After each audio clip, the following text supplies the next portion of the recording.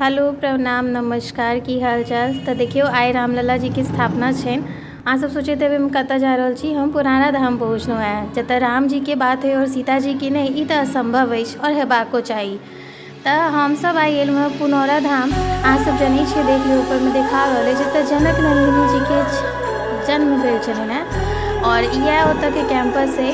और कहल जाइ छलैए कि बहुत अकाल पड़ल रहै मिथिला में एक बाजी, तऽ केओ हरबाज छलखिन जे मतलब जनक जी ओतऽ हल चलेलखिन, तऽ ओतऽसँ सीता माताके उत्पत्ति भेलै। मन्दिरमे बहुत भीड़ रहै, अंदर नहि जा सकलहुँ। ई छै हुनकर जन्म, जानकी जन्मस्थली, एतऽ जन्म भेल छलनि हैं।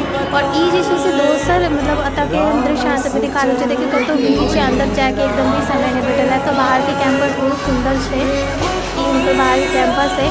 और एतऽ कथु के मेला लागल छै, तऽ देखऽमे दृश्य और भी बहुत नीक लागै छै। और आब हमसब आबि गेल छी जतऽ हल चलल रहै, जतऽ सीता मैया बिटायल रहथिन। ओहि जगह पर देखियौ जानकी प्रगट भेल रहथिन। और ई जे निशान छै देखियौ हल चलाबऽके, और सीता मैया ओतहिसँ उत्पन्न भेल छथिन।